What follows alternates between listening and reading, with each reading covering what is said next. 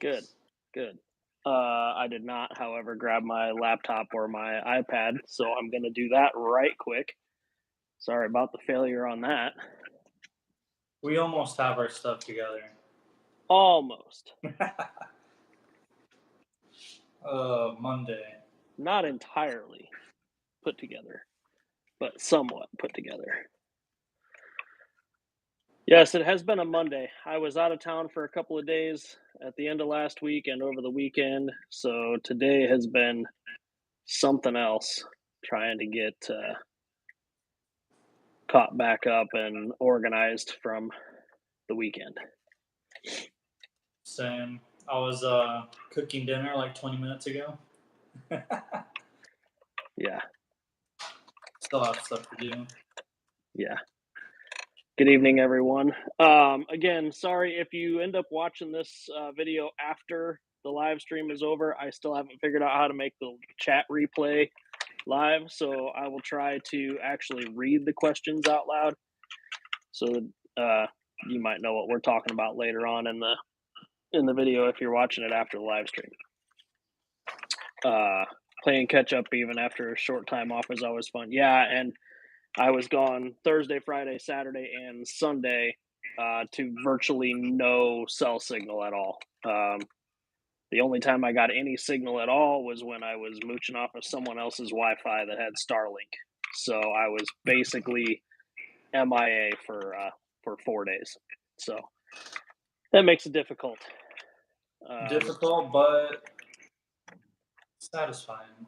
It's also nice at the same time to not have, I couldn't call anybody if I had to. So kind of nice, but also kind of like, Yeah. but Need anyway, one of those satellite phones. yeah. So real quick, I guess, dual servo mounts. We talked about them last week. They were supposed to be in on Tuesday, and I was going to have them on the site on Tuesday. Well, they didn't show up until Thursday. Well, I was already out of town on Thursday, so they're on the website now. And what came with these is also the updated new servo winch spool guards. These are multi-jet fusion printed, and they fit the Holmes servo winch very tightly. Fit the tug buddy. So those are on the website now. Skid plates are also on the website. So there's a big update for you guys right there. And then we also have a bunch of stuff to talk about tonight that's new stuff. Some new stuff, yeah. Yeah, we got all kinds of new stuff to talk about. How much will I be spending tonight? Hopefully a lot. Depends. Do you want all three? Uh-huh. Yeah. Waiting to see the aftermath after I take a week off in July. That's my month of June. My month of June is going to be a disaster. It's going to take me a hot minute to catch up from that. I'll basically be in my shop for 9 days the month of June. So that's going to suck.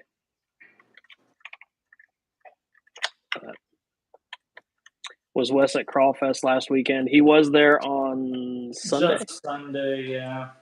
Just Sunday. Yeah, I kind of had like a bunch of obligations. So I tried to just prioritize and try and get to all of them. Make everyone happy. Yeah. Am I overlooking the mini skids, or are they no longer on the site? Zach, they are no longer on the site. I could make them again. That was actually a product that I had produced for another vendor, and the deal fell through with that other vendor, and I was left with a bunch of skids. So that's why they went on the website, was to recoup my money on that.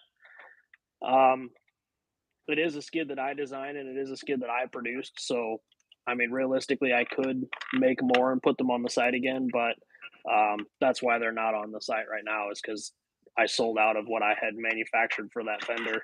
And yeah.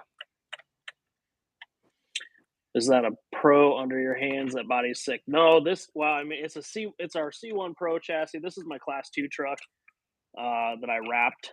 This is a carbon fiber Mojave body that I wrapped. But it's just a carbon fiber C1 Pro with straight axles. Wrapping the carbon fiber. Yeah. It was painted black, so the interior is all still raw carbon. Nice. But and the bed is all still raw carbon, but the body was painted black over top of the carbon anyway, so it didn't really matter to me to wrap it. The one that hurt to wrap was my Class 1 truck that is actually, raw carbon. But what's the front axle in that? I'm not talking about the front axle that's in this truck. It has deluxe knuckles on it, and that's all I'll tell you. It is not a deluxe axle, but it has deluxe knuckles on it. So, welcome everybody that's just joining the chat. Chat's popping tonight. Staying busy there. It's like people might be excited about some new products and some updates. Some new stuff skewed across my table here. Mm-hmm. Yeah. Whenever you want to talk about that stuff, it's up to you. We can wait till later, or we can give them the goods now and then talk about it again later as well. We could probably talk about them now and then answer some questions periodically. Cool. I'll just kind of hop right into it. So what we've started with, I was getting kind of tired of the C1 Trail leaf spring conversion kit. Pretty outdated platform. I feel like there was better updates to do to it, but I didn't want to make minuscule adjustments and just kind of like baby along this slow progressing performing platform. So I kind of just went straight to the drawing board and created this. Now, before you show that, too late. The old leaf spring platform was based off of our C1 Trail chassis, which was a 2016 design. Yeah. So the entire platform that it was built around was getting a little outdated anyway. So it was time to update that anyway. Also, all the 3D printed parts was kind of a lot. A little overwhelming for some. Fine for most, but it was kind of like a lot of stuff going on. And it looked good, but there's quite a bit of stuff that I saw that could have been changed, and I decided to finally make that change. So what I ended up here with is the full party, which is front leaf spring, rear leaf spring, but it's a platform based off the high-low, which those of you with the keen eye, I've integrated chassis mount servo into. Not only that, it is just our run-of-the-mill DSM. There's no special 3D printed inserts. The leaf springs are just straight off the frame rail. I wanted to try to minimalize how much 3D printed stuff everyone needed to buy. So at this point, it's literally just the DSM. And then I have some like little standoffs I was kind of messing with, and a little chassis brace some of y'all might get with the C1 Pro kits. Other than that, that's all of the 3D printed stuff you need to get. Again, most of these I make with just universal leaf spring kits you can buy anywhere, as long as they're originally meant for like the Defender or TF2 platforms. Yeah. So if anybody's interested, you can find those leaf spring kits if you just search Trailfinder 2 leaf spring or D90 leaf spring or something like that. It's just a universal leaf spring with universal shackles, and that's what fits this chassis. So there's super easy to get a hold of. There is, I think the eye to eye length is like 4.34 inches. Basically, with how small adjustments on a leaf spring truck setup is, the universal ones just kind of work out best. All of the stuff is like angle matched. The leaf perch flows right into the skid. Um, there is a slotted hole, so there is an adjustable wheelbase from about, I think it was as small as 11.7 to 12.8. I think you can get out of this. So even a much bigger wheelbase option for versus the old platform. Yep. But I didn't quite stop there. I got a little ambitious and went with what I'm going to call the hybrid, which is leaf spring front and your standard high-low links in the rear. Um, might be somebody's cup of tea. Um, I actually, I'll post pictures of it later, but I mocked it up, and I think this one mocked up on axles was probably my favorite one, just because it's so odd. Did you mock that one up leaf over or leaf under? All of these are leaf under. I'm kind of particular about the ride height of like the high-low platform. Yep. Leaf over, it was kind of monster trucky, so I Yep. would do leaf under if you can get those. If we have them, we have them for the F10s. Right now, that's the only axle I've made purchase for. That was even those purchases were kind of a tester feel. I was trying to get a feel for the market if people are interested in that or not. There are some good machined ones available for most other axles, but Yep. for the F10s, I didn't see any at the time, so I just went ahead and designed some for those. And then by power of deduction, we have just a full linked front and rear. People were trying. I've seen some creative ways people have been doing uh, servo-mounted high-lows, so I decided to just kind of listen to the masses and go ahead and design it. It was pretty. It was kind of challenging to get the high-load belly angle to play with um, your classic like TGH um, front motor mount. I don't think the squints will work just the TGH, just because of the drive shaft angles, or the top shaft, I should say. Hmm. But it can be done.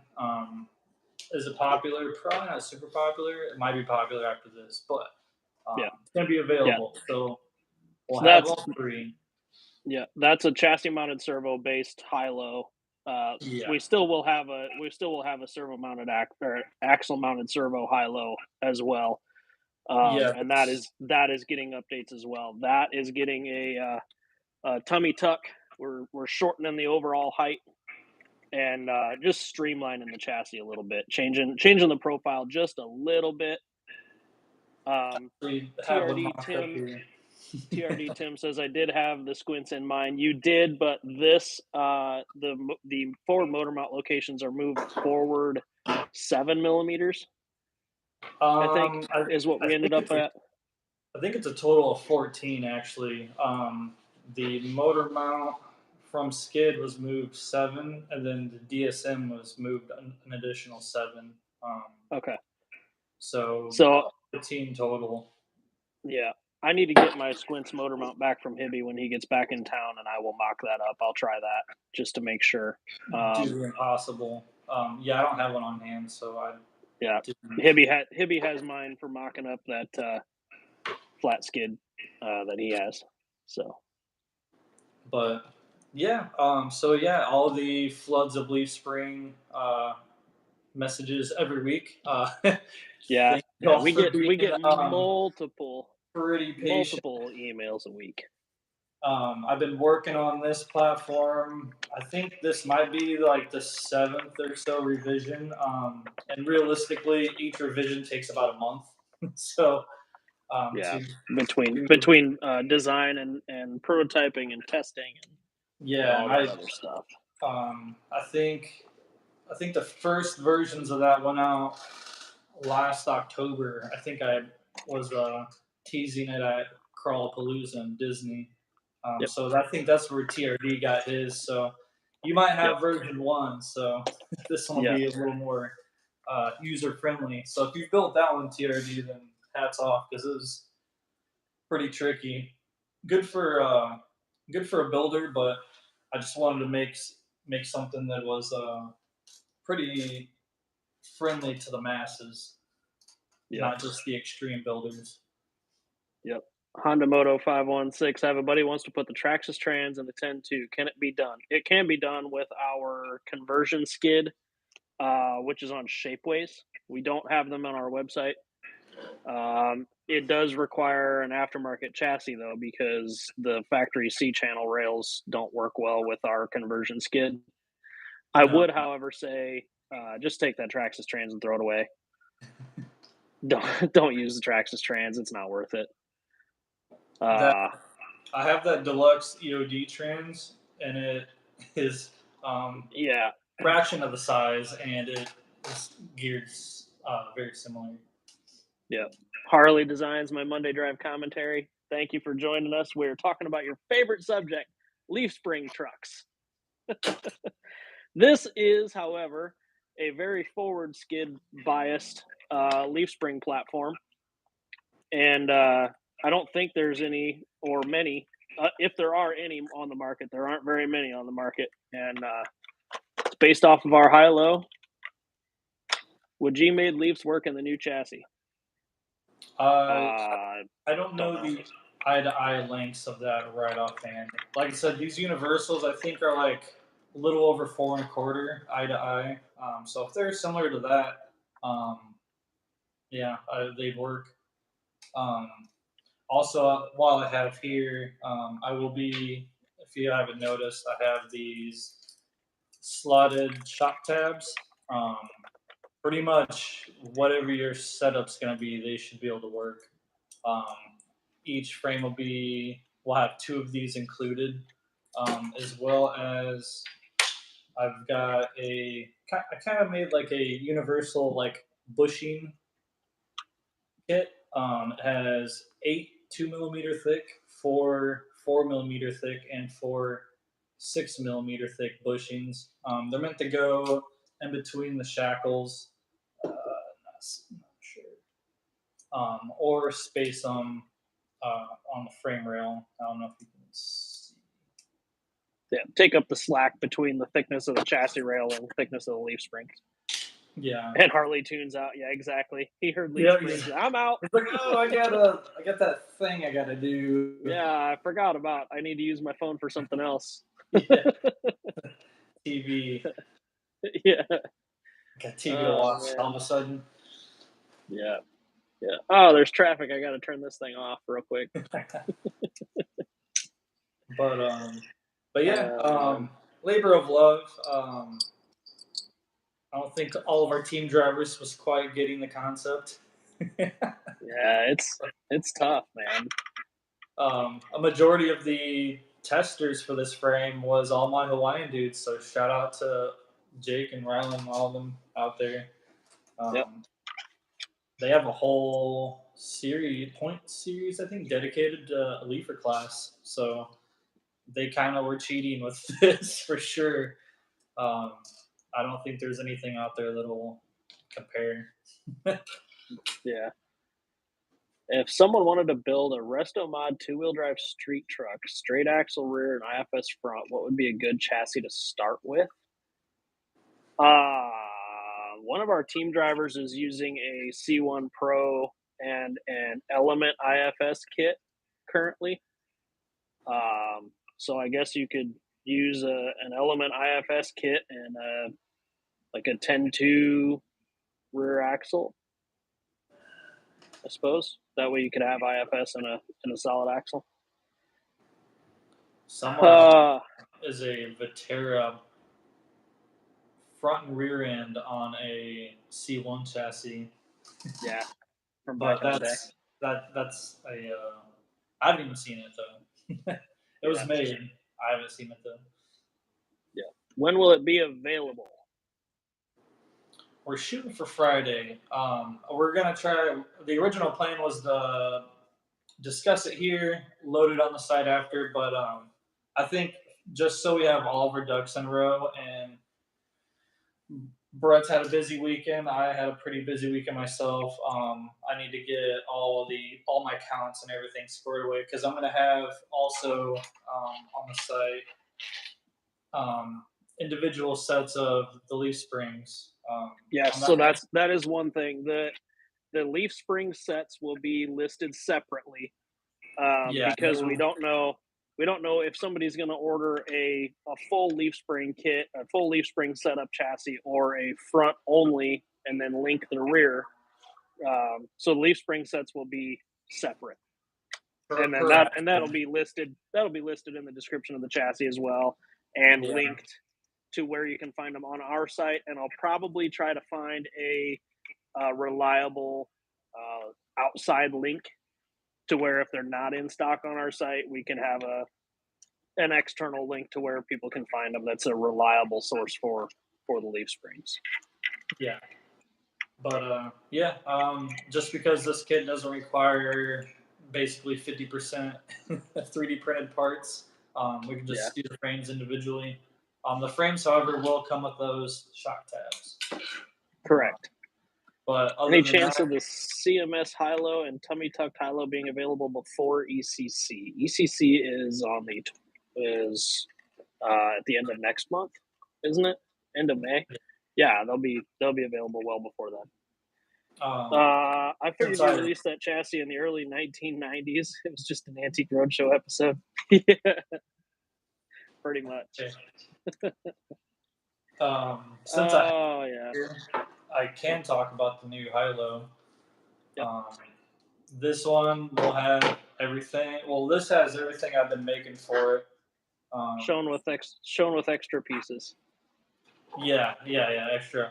Um, so my goal is to offer a high-low kit, which will come with 3D printed brace with a battery tray or receiver tray. Might not be everyone's ideal placement for stuff, but pretty cost effective. Accessory tray. Cost effective tray there.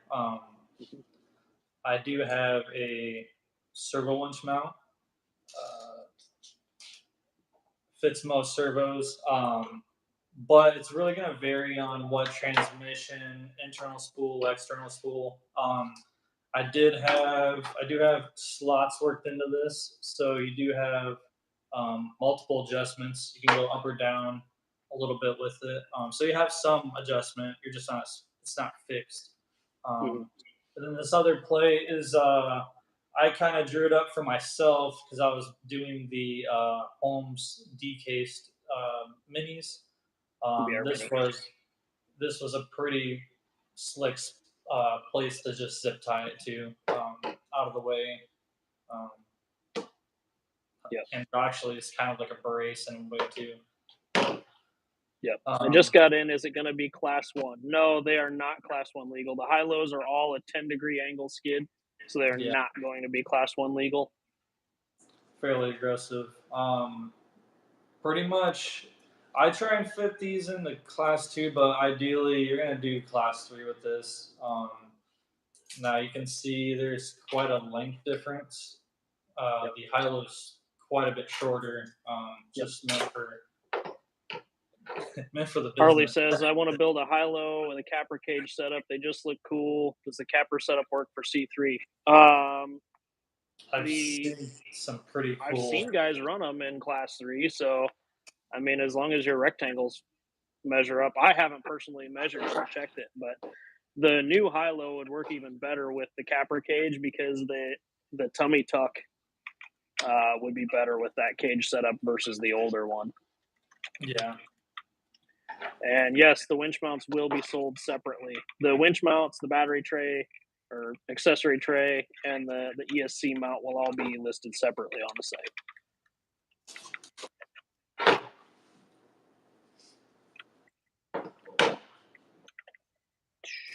I need a high low. Haven't measured rectangles on it. Yeah, me either.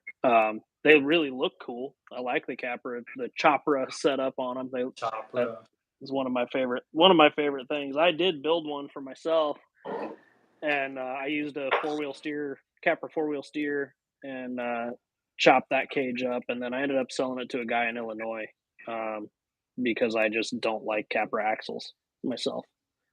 Not my favorite axle setup. Wonder if you could do the F10s. Yeah, you probably could. I would put F10 straight axles under it and call it a day. I'm stuck on the F10s, man. They're pretty. I haven't broke one actually. I was thinking I was gonna break one Sunday, but Yeah, you know, I wanted to flip the truck around. yeah. So I need 2 new chassis now. Thanks, guys. You're welcome, Tim. Chopra. Never Sorry, heard the Tim. name. Yeah, it's the people are chopping up the Capra cage, so they call it a Chopra. Yeah, check out the fan page and just search Chopra.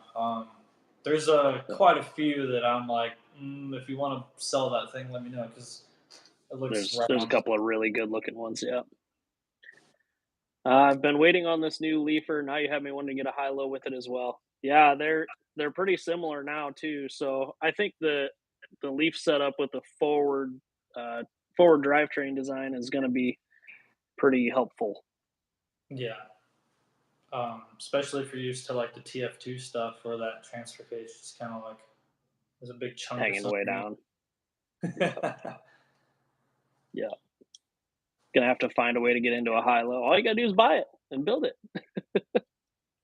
We're trying to make it easy, man. Um, I think I'm still kind of in the R&D stage on those metal sliders. You might have saw on my other truck, but I haven't quite gotten it to where I'm satisfied with it. So Yeah, the high low version of these sliders is quite a bit more drastic than these are. yeah, but like Are the new rear shock towers going to be available separately? I suppose we could make them available separately. However, um, they it's it it's more designed for a leaf spring style shock than a actual rear suspension shock. I think, just because of the height, it's pretty short. yeah, You have to run a pretty short shock. you'd have to run a short shock, and then if you didn't, it'd be pretty canted. Yeah, yeah, you'd have to either run a super short shock or have a real steep angle on your shock. So you're going to be better off with our standard rear shock hoop, I think, unless you're running the leaf spring setup. Definitely. Breakover is crazy on the full party. Yes, it is. And for those of you who now I can say it. Jake had posted a couple of videos on his truck on the rocks in Hawaii a couple of weeks ago on the fan page, and I was waiting to see how many people noticed the leaf springs on it, and not very many people did. So he was pulling some serious lines with his leaf spring truck, and the what tires were those? J Concepts Holds or something? They look like cut boggers. I was Yeah, surprised those tires were doing what they were doing. it's that lava rock, man. I think you can do whatever anything's fair game on that. Yeah, exactly. The So if you guys are curious how the trucks perform, jump on the Brazen fan page and search Jake and see his truck in Hawaii on the rocks.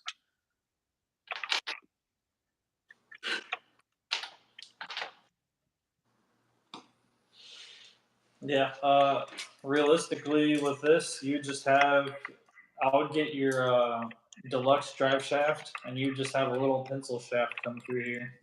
That'd be Mhm. it. Yep. Video I Um, posted over the weekend shows some good breakover. Yes, it does. Wesley reposted that on Instagram. I'm pretty sure. yeah, Tim's video. Yeah. Will the links be the same for the updated high-low, interchangeable between 2021 design and 2023? yeah. Yes, they will be the same. We That's the thing too. didn't move the skid Um, at all. We didn't change any of that stuff. So that's the thing with the linked version, and then the hybrid is what I'm calling it. Standard, all the high-low links work. mhm. If you're real nitpicky, you can run a longer Traxxas link to get a couple more millimeters in the front, but I mocked it all up with just standard think they had the hardcore RC kit, and it all lined up. That and you're paying hard all slides and moves too, so you don't have to really worry about it. Yep. So all the standard high-low links made by some cool vendors right now should all work. Yep. Would Wes be willing to design some leaf mounts for 10-3 straights? I'll ship him a set if he needs. That's from Paul. Well, the 10-3, I could buy. I mean, what are those housings, like $9? Yeah, I think I have a pair of housings here. Probably just The front axle housing, I've chopped the upper shock mount hole off of, but so it wouldn't be, my front axle probably wouldn't be the best to mock up off of, but you can order a housing or whatever from Axial. Oh, speaking of ordering from Axial, I talked about last week about the missing transmission pieces, the missing transmission gears out of the SCX10 Pro. I had ordered all the parts per the manual to build a SCX10 Pro trans, and I did not receive all of the parts. There were missing gears and missing shafts and all kinds of stuff. So I got a hold of Wyatt at Axial, and I gave him the part numbers. I took pictures of the manual, showed him all that stuff, and he gave me the correct part numbers that I need to order. Basically, the owner's manual, builder's manual, whatever you want to call it, is slightly incorrect in a couple of areas. So he said they have it corrected. It's just not corrected on paper yet. So there will be an update coming for people who are interested in that stuff. But for now, I still don't have all the parts to build that transmission, but I have all the part numbers now. nice. Yep. So I got all the way to the checkout on Horizon Hobby the other day, and then I never clicked checkout. I got busy doing something else, and then I came back and it was timed out, and went to go back in, and the parts weren't in the cart anymore. And then I was out. I'll just do this some other time. Yeah, you're still interested. Oh yeah, I am actually. Mm-hmm. I was until you took everything out of my cart. No, I'm not interested anymore. Yeah. So anyway, that's your leaf spring and high-low update. We've gotten a bunch of messages over the last. It's been getting pretty wild. I've been grinding my teeth not to just put all the pictures on the fan page and say, "Here you go." Yeah. Here David, you go. any chance of sending out the updated high-low since UPS has dropped the ball on us? That's exactly what I've been waiting on. I just saw your email right before the live stream started, and I will be sending you the updated high-low, not the original one. So that will go out tomorrow. I have all the files; it's all ready to go, and that'll be shipped out tomorrow. I'm cutting a bunch of chassis tomorrow, so yours will be in that batch of stuff to ship. What wheel designs were decided on? Blanks and mammoths. So there'll be blank faced wheels on the website. It should be this Friday. Mammoths, I'm going to just go ahead and I'm just going to go ahead and anodize them. So mammoths will not be, these are bombs, but mammoths will not be on the website this Friday. They are going to go to anodizing. Is it, would everyone be mad if I told you to set aside a pair of mammoths for me? I think I can handle that. I think I can handle that. I think the only ones I have are the 3D printed ones from Shapeways that are like, what, 4 years old? 3? 4? They're like 6 years old now. Pretty ancient. Yeah. Those are at least 5 to 6 years old now. So need to order a set of skids and possibly a high-low now, and I might have to get a winch thing too. Skids are on the website, and the winch spool guard is also on the website. High-lows, again, probably Friday will be on the website. Also worth noting, this will fit the new and the old high-low too, the winch mount. So It'll fit either or. Yep. Again, more just trying to keep it simple for everybody. Mhm. So both chassis and wheels this Friday. That's the plan. It's gonna be a busy Friday. It's going to be a busy Friday. That's going to make for a busy weekend and a busy few days next week as well. So I'll try and get everything shipped out Saturday. First thing. Saturday or Monday. The I don't after ship on moving, Saturdays. I'm after not at my moving, shop. I was freaking out because I couldn't get my printer. I thought maybe like I unplugged it weird and it like shorted something because I could not get this thing to connect whatsoever. So I almost went out and bought a printer, and I was like, no, I'll just keep messing with it for a few more minutes, and I finally got it. But just even little stuff like that, I was like, come on, man, stupid Yeah. printer, let's go. Yeah. My printer's been giving me grief plugged into my computer. I've been having to print things from my phone, like wireless print things from my phone. It prints Hey, wirelessly, but it won't print plugged in. So that's cool. look at you, all 21st century. Yeah, That printer's about 6 years old, so it's on its way out anyway. I'm surprised it still works, as dusty and I'll, dirty as it is. I'll have to fax you my labels. Yeah, yeah. Gonna be an expensive Friday. Yeah, exactly. It's been an expensive month for us. Pretty bad, Ordering, man. ordering, and inventory and tooling and all this stuff. So hopefully we can recoup some of the money spent. And I've forgotten how expensive it is to like newly furnish living space. So that's been Yep, another thing. yep, exactly.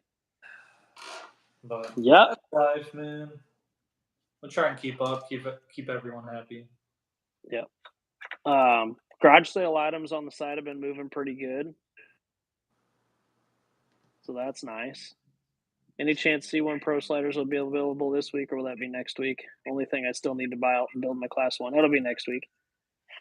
Those were ordered today, so they'll be on their way. I ordered a handful of sets of them. I didn't order a full production run of them because expensive. Yeah, they get kind of pricey. Yeah, yeah. We don't make a whole lot of money on that stuff. It's the margins aren't huge, Yeah. so yep.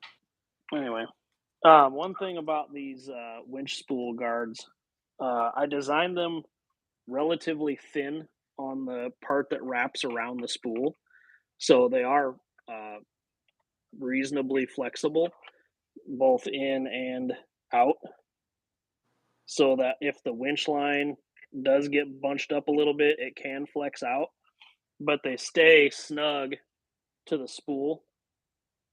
That way, if the edges, if your winch line isn't coming in perfectly straight, it can flex out a little bit, but it stays snug to the backside, so hopefully the line won't come off. I haven't had a line come off of these yet using that, so it's been pretty nice.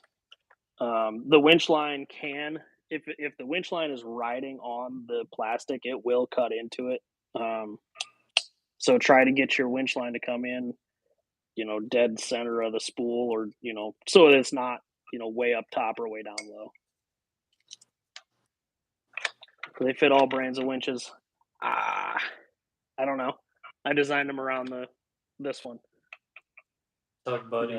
the Tug Buddy, Holmes Tug Buddy. It's a 22 millimeter spool. So imagine if your spool is the same size or smaller, it should be fine. This is a low profile winch, so the top cap here may be different than a standard size servo. I don't know. This is just the winch that I have, and this was a part out of necessity, not out of desire, because this is the only way I will run an external spool winch is if it's got a spool guard on it, because I can't stand it when the line pops off the spool. And your truck rocks back and forth. Yes. Well, and then you hit the winch and nothing happens. The line just spins off the side of the spool, or it gets bound up behind the spool. It drives me batshit crazy. So the home servo ears are pretty deep. Not on the LP though. the low profile servo, the ears are pretty shallow on this. It's not a very tall part. Do I have my calipers? I do. I'll give it to you in millimeters. 8 millimeters tall. The ears where they mount are 8 millimeters tall. So if you were to measure your servo winch like this, from the top of the ear to the top of the servo, 8 millimeters. 7 millimeters. 7 millimeters. Yeah. I made it 8 millimeters tall, so there's a little bit of a gap below the top of the servo. I don't know if you can see that on the camera or not. I couldn't see it, so whatever. It is what it is. I like my internal spool winches on my comp trucks though, so this is my SCX10 Pro servo winch. Which now that I've shown that, I can go ahead and put it back together. Minus the transmission. No, I still have the transmission in that truck. Well, I was gonna put it back together, but I don't know where it's at. Apparently, my SCX10 Pro disappeared. I don't know. Oh, there it is. It's on my other stool. It wasn't on top of my bench, so I couldn't see it. Got too much crap in here. I spent my whole day today making wheels for everybody. And finishing up skid plates.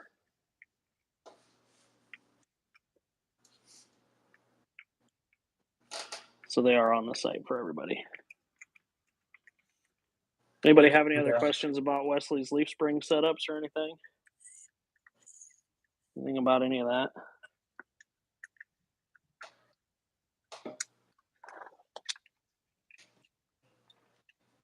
Shift XLP measures 7 as well. Okay, what's the spool diameter on that XLP?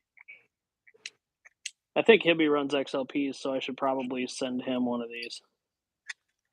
Would the hybrid still be considered class 1? No, it would not be class 1 because the skid plate is angled 10 degrees. Yeah, none of these would be class 1. Yeah. These are more just play, build, cheater, whatever type of builds. Unless you wanted to run leaf springs in class 2 or class 3, you could absolutely do so, but it's more of just a build what you want to build type of chassis. Just like the high-low has always been that. It started out as that type of a chassis, but it just so happens to be legal for class 2 and 3. So, yeah, Zach, if you can get me a measurement on that winch spool, that'd be fantastical. He's going to get extra credit if he comes back with a millimeter answer. Yeah. Well, he gave me the servo ear height in millimeters, so that's nice. Was that inches? 7 inches? It's a fifth scale. It's a fifth scale servo, yeah. Yeah. Basically a Warren 600. Yeah, 20 millimeters as well. Perfect. There you go. So I was making wheels all day today. This is your raw surface finish. Nice and shiny. Filming in an hour or so. There you go. Filming scale news update. Ooh. My favorite part of Tuesday mornings. Scale news update. Maybe I'll shoot Josh some pictures. Yeah. The winch spool guards are on the website already under the components tab. Click on components and chassis components or something like that. Those are already on there. If you click on the components tab and chassis components and scroll to the bottom there at the bottom, they are $10 plus shipping. And maybe you should send them some pictures of your leaf spring stuff if you want. I think in a comp scenario, I think those guides would be an absolute must. I just can't. Yeah. Yeah. Would the Leaf chassis work well with twisted fab Leaf setups? It's not something I'm familiar with. I do believe so. I do know he needs your eye to eye lengths, and the weight. Um, so you need to approximately know the weight of what you're running. In my short conversations with him, originally I wanted to offer custom leaf spring kits, but when he started telling me about how intricate some of the or how detrimental some of like the weight load and everything is, I'm like, man, I have no idea what the average weight of some of these trucks could be because they could be 5 pounds, they could be 10 pounds. Hmm. So if they're undersprung or oversprung, it'd be just a complete wouldn't handle it all. So Yeah, they have a um, bad day. I really wanted to, but I just think there'd be so many different variations. It'd probably be impossible to like sell those in bulk numbers.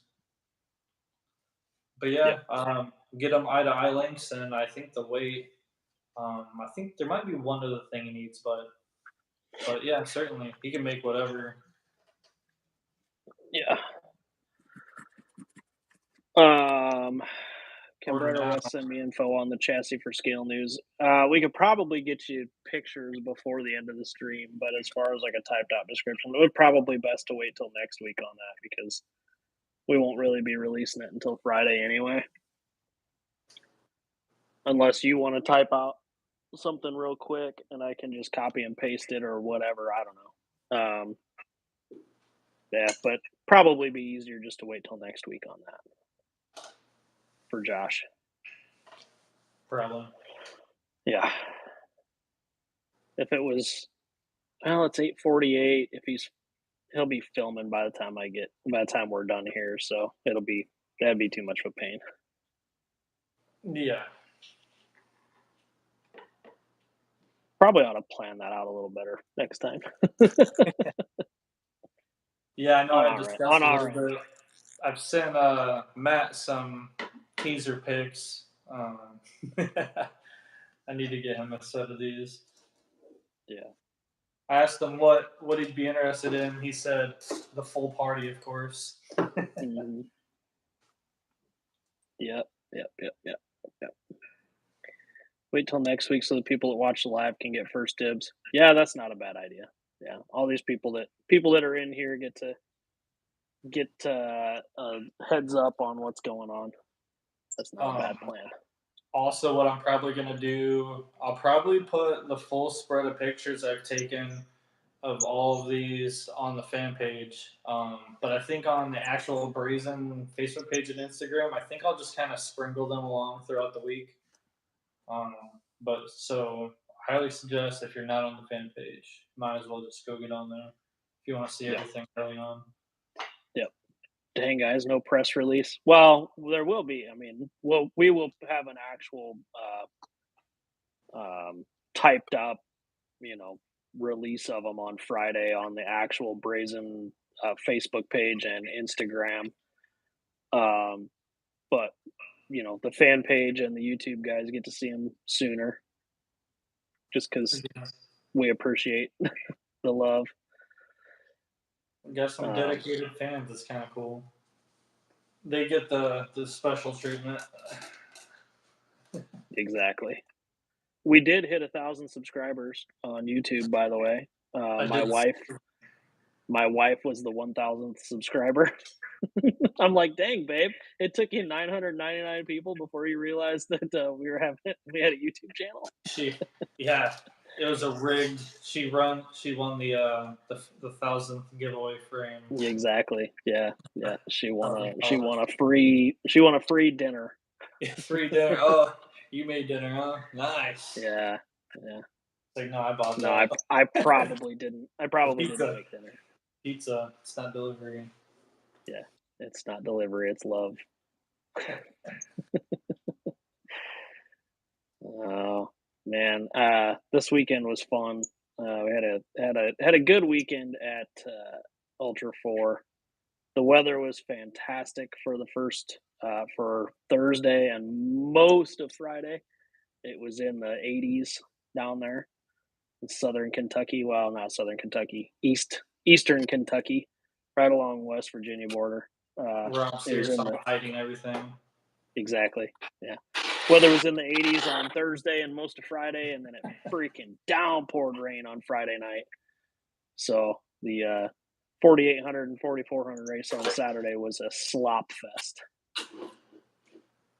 And then we couldn't get the toter and trailer out of the parking lot because there was just people everywhere. They had rock bouncers and sandrail hill climbs and all kinds of stuff going on it down there. So it got pretty rowdy on Saturday. We were hoping to leave Saturday evening, but we couldn't get the toter and trailer out of there. And then I come home and it was in the 40s here today and 40s tomorrow. And You want to hear something funny? So I went to go to the Texas Crawl Fest Sunday. I think it was like low 60s here in Austin, and that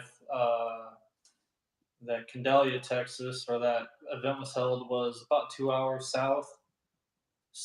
Remember, um, it was very cold. I had uh, I had packed shorts that I was gonna change into. I was expecting to change into shorts. No, I was freezing. I managed to actually. I did have my jacket in my truck, so that kind of saved me. But very cold. So thanks for that cold. I think it was like low 50s. Yeah, we were you almost deserve it. You deserve it a little bit. here. I'm over I the mean, 40s and 50s. I'm tired of it, man. I think a plane from Indiana flew down to the Houston airport and just carried this backwind of cold air. Yeah. Got my new body for my C1 Pro back from paint yesterday. Tim calls it purple rain.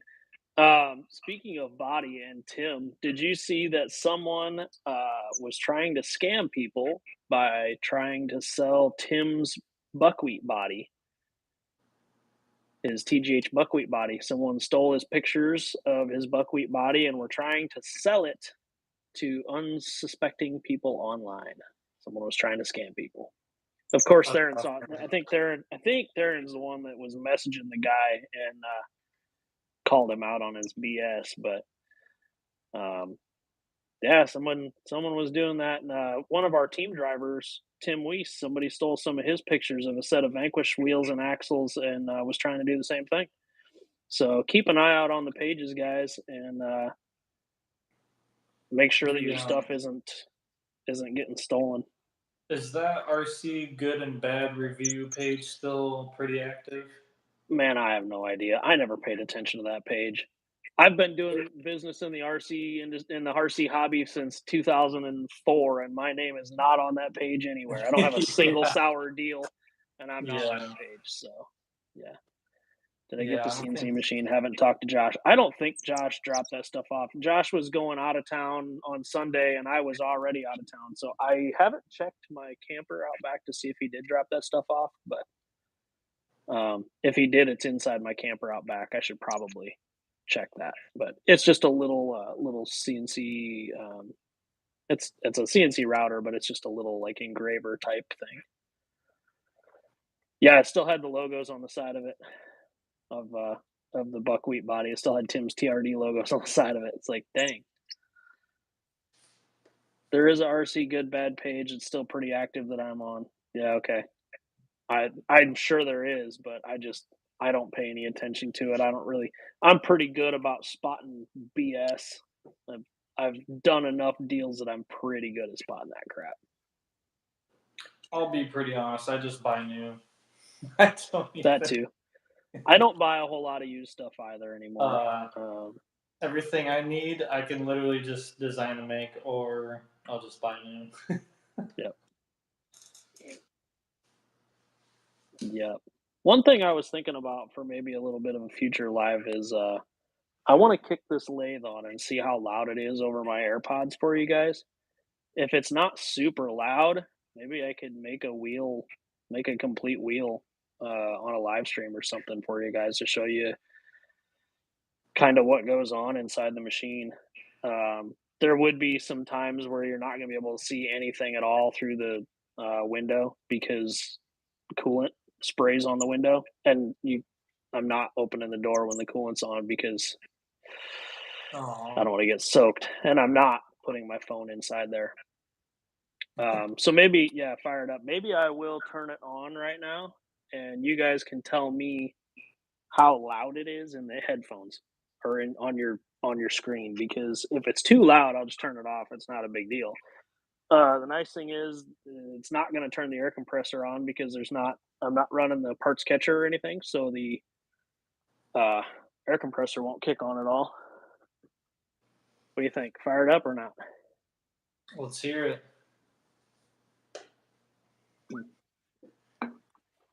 Okay.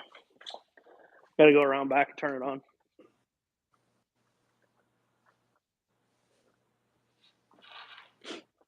It's gonna be the loudest thing you've ever heard in your life. No, like the hydraulic pump isn't that loud.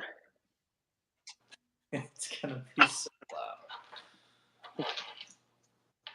The cooling fans are on now, and I'm standing up here at the console. As soon as the console gets booted up, I'll turn on the hydraulic pump.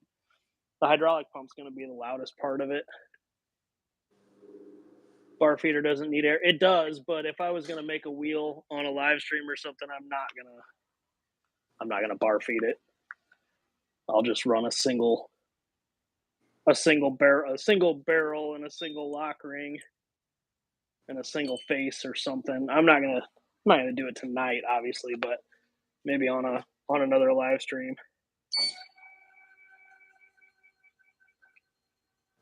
So that is the hydraulic unit on.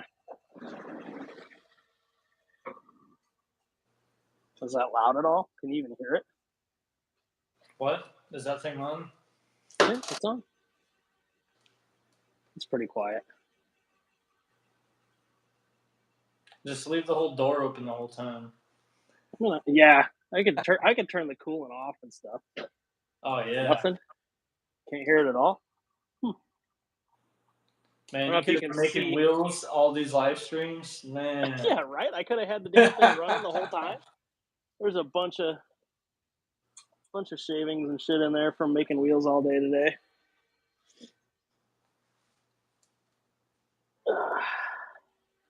Now I unplugged my phone. Now I have to find the cord again. Here we go. Not at all. Interesting. I thought you'd have been able to hear it. Is your AirPod noise canceling on? Yeah, I think it is. So it shouldn't. Get the spindle turning here. Program MDI. I'm with Steve on this one. Get to work, man.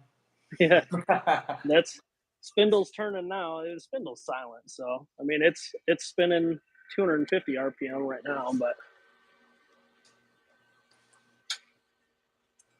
screw it, I can make a part. Change the program real quick. Coming to you live. Yeah, hell with it. Edit directory. You're gonna be investing in like a camera cube with like a self-wiping lens that you're gonna stick inside that thing now. No, not even a little bit. All right, this program is gonna be the barrel of the wheel. This here, and it's a single. Memory mode, 100% rapids because let her eat. All right, let's try this. Screw it. All right, so put it inside. There's some material hanging out. It's more than I would normally put out there, but it's out there. There's my program. Green button of doom.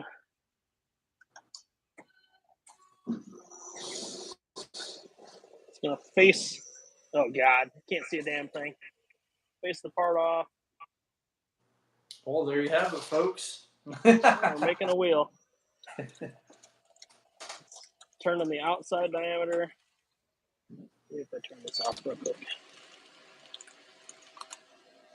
Trying to find a cleaner spot in the window. Now the outside is going to finish the profile. Make it nice and shiny and smooth. I know you can't see a damn thing, but whatever. Now we're going to pick a different tool, big 1-inch drill bit. And we're going to drill 1 inch straight down the middle as soon as it gets going. This program was not a streamlined program, but it was still a usable program, so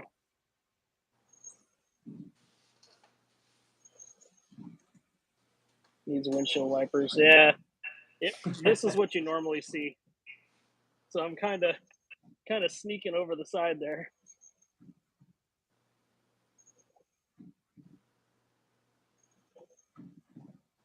Scrambled Skinamax, got my squints on. Yeah, put your safety squints on. Keep a finger held on the red button. I ain't scared of that red button. It's close enough. So I really watched like I you said, break an this was earl not tonight and heard you start. Yeah, wreck it live. That'd be funny. If we're gonna wreck it, we might as well wreck it live, right? Yeah, just jam it in there. Yeah, this was, again, it's not a streamlined program. So now it's going to use that same 1-inch drill bit and open up the bore. Well, like I said, it was 1 inch in diameter, and we're going to this here, whatever millimeters that was. We're using that same drill bit as a boring bar.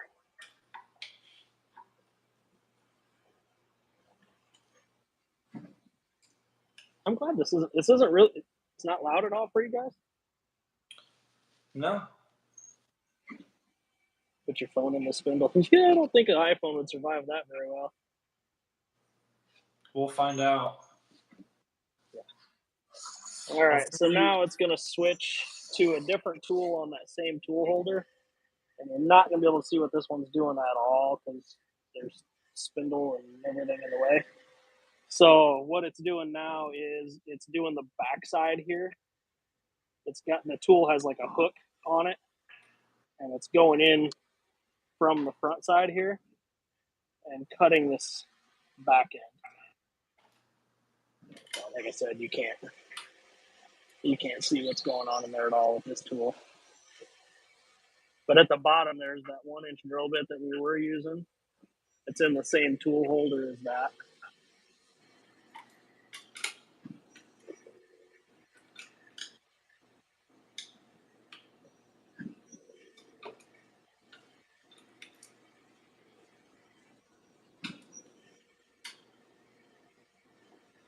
Wow, this was a really slow program.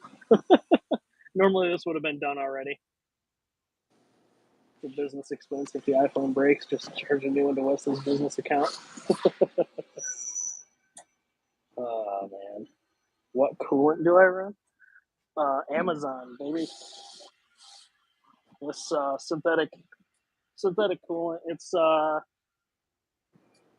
Duracut 4010 is what it is, but it's an off-brand of Duracut 4010 synthetic. So right now there's a chamfer mill in there, and it's spot drilling and chamfering the M2.5 hole here. Oh, you know what? This program doesn't have tapping in it, so it's not going to tap these holes, but it'll drill them.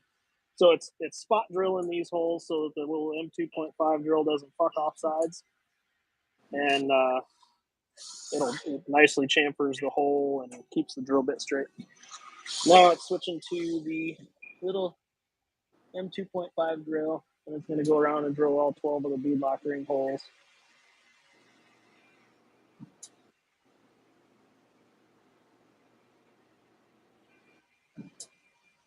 Schaefer's Max Cool. I haven't used that at all. This synthetic coolant doesn't mess with my skin at all, which is nice. The coolant that the previous owner ran in this machine, I got some of that from them, and it irritated my skin pretty bad. This stuff doesn't smell at all, and it doesn't irritate my skin, and it stays relatively clear. It's a blue color, but it doesn't foam up, and it stays pretty clear, pretty clean. So I'm pretty happy with this coolant. You can kind of see on the back side of the machine there where the coolant's washing down. It looks kind of blue on the stainless back there, but it doesn't get all milky. Now we're just going to cut it off.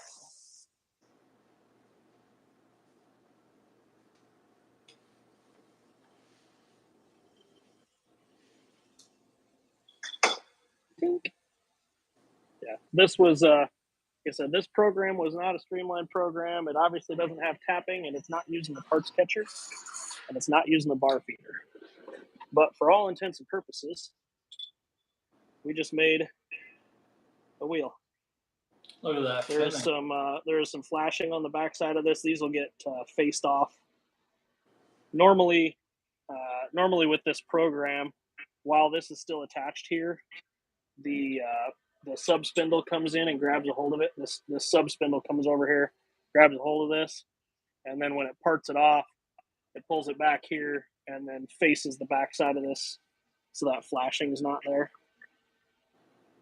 But there's a wheel, nice and shiny. This one has a line on it from when we shut the coolant off. But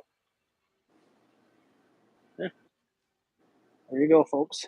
Yeah, there's some skid plates.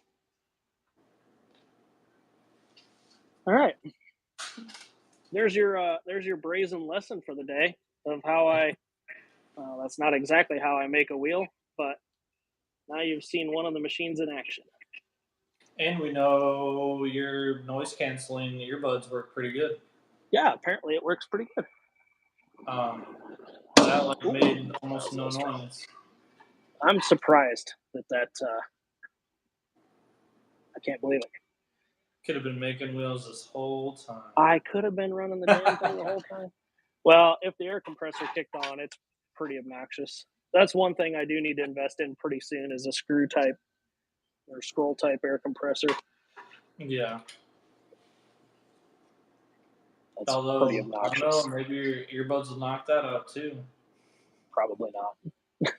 I don't think there's any killing that air compressor. It's next week's live stream. You're gonna be on your riding lawnmower.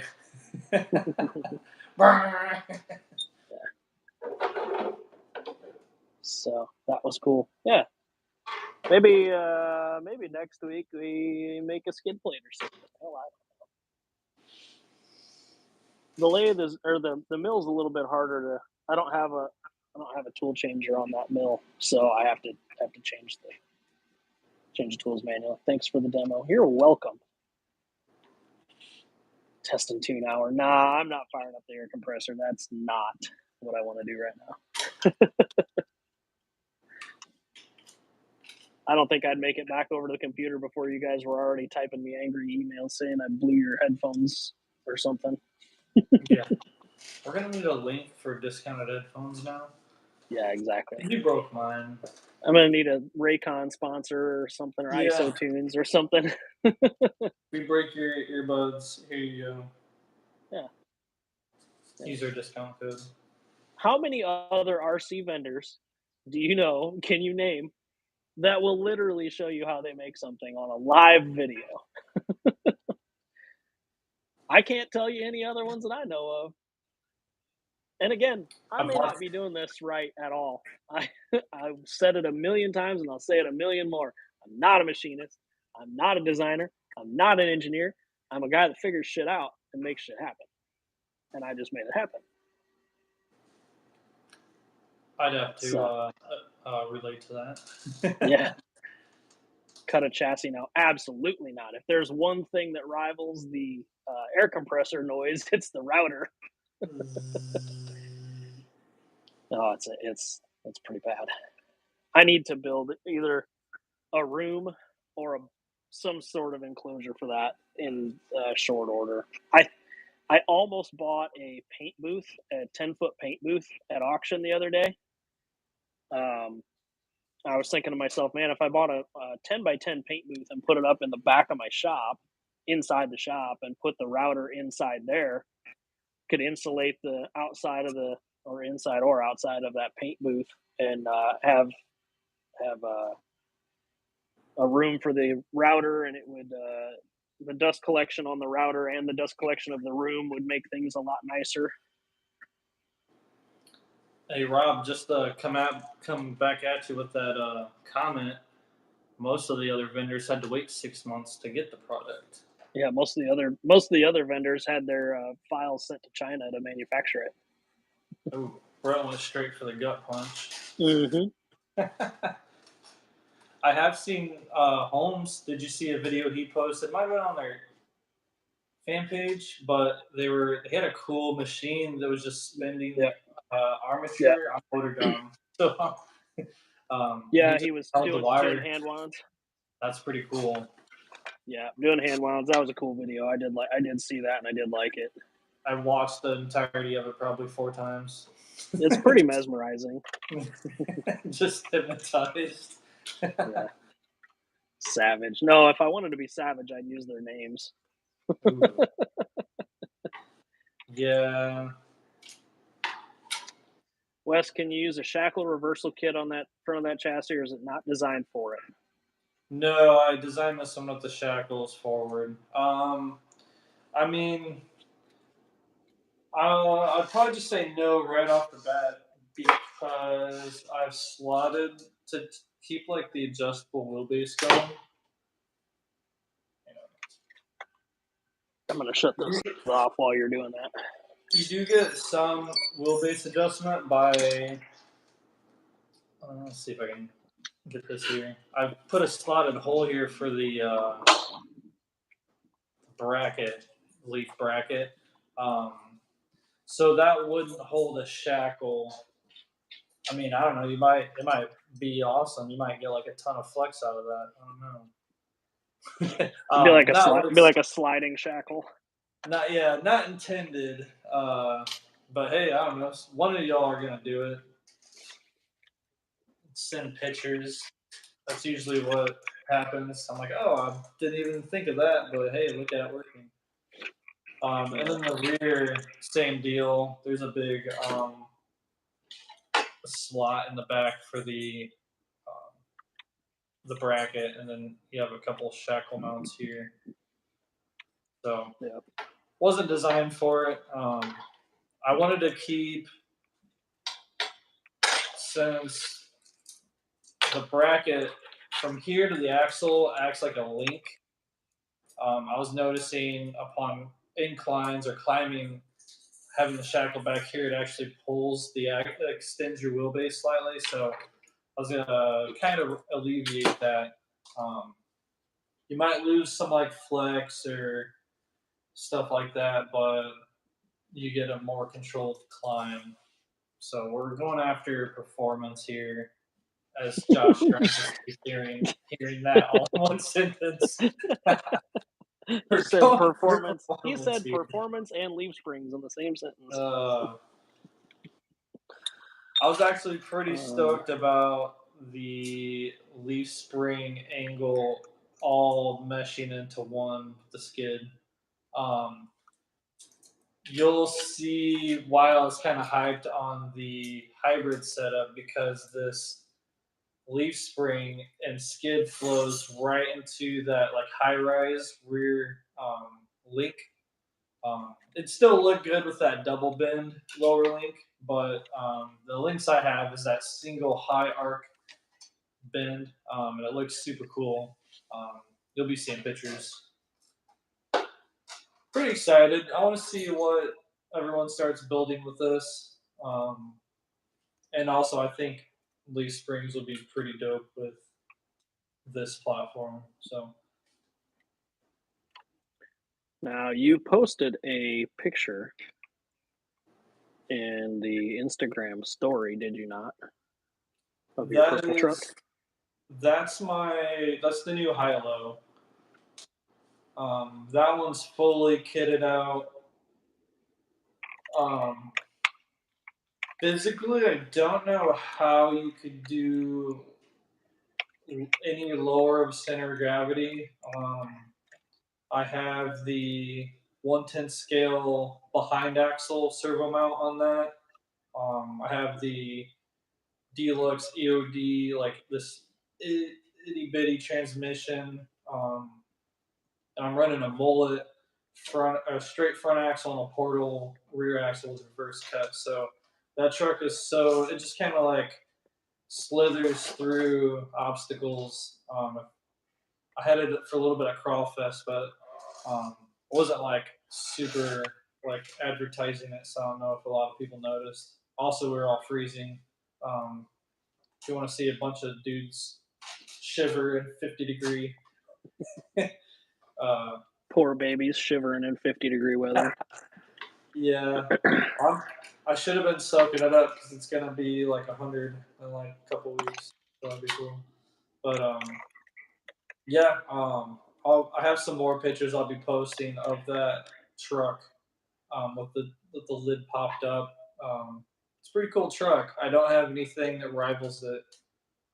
Kind of the Jelly Bean that kind of rivals it, but that Jelly Bean body is just this big um, mass.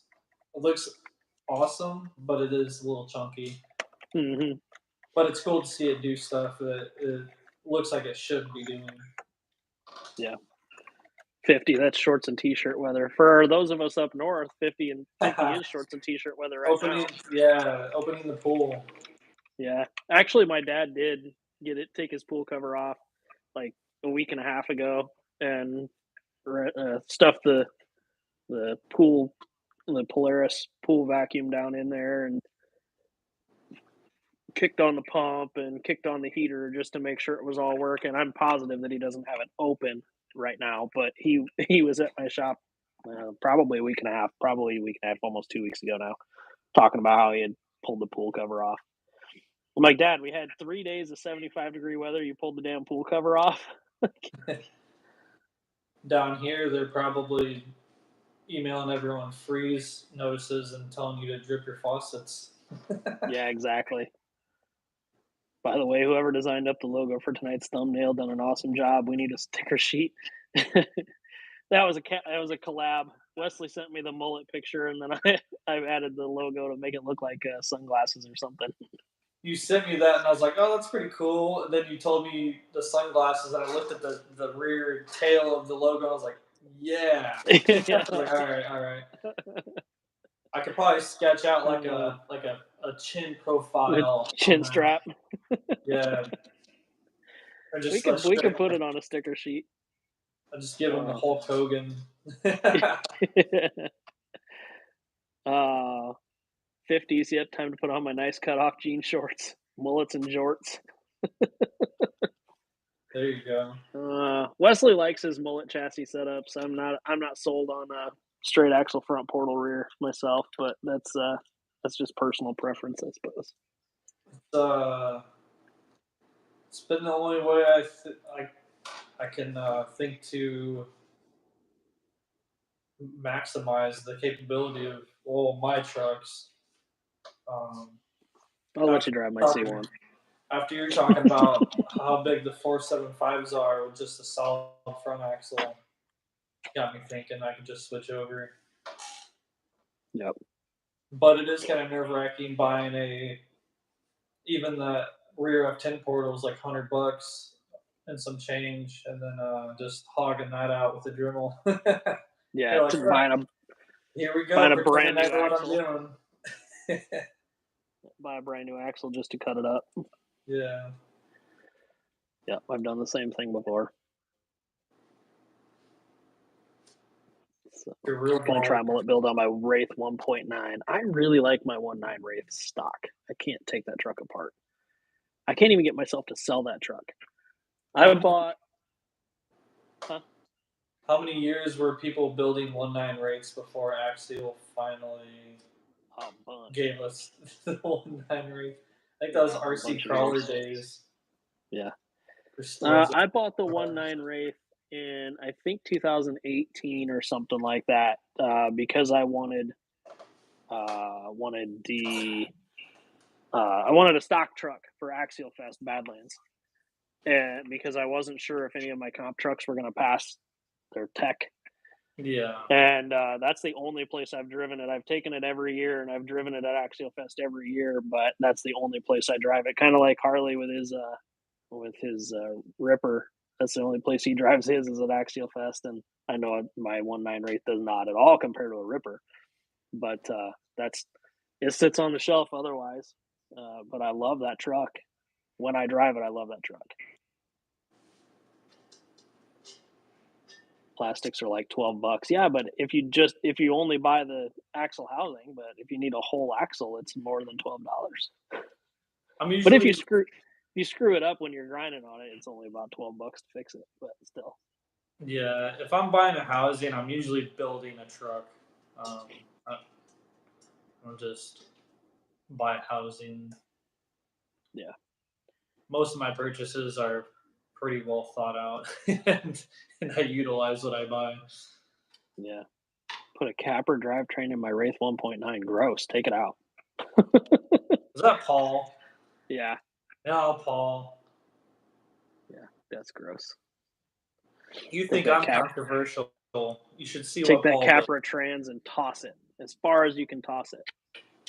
You think, Brett? You think I do controversial builds? You should see what Paul does. Yeah. I don't know. I stick to what I know, and I stick to what I know works as much as possible. 3 gears. Nope. Ford motor mount, transfer case. Yeah, my C1 Pro, my C1 Pro and my Class 2 truck put in work. So my two trucks drive better than I can drive them. So that's good enough for me.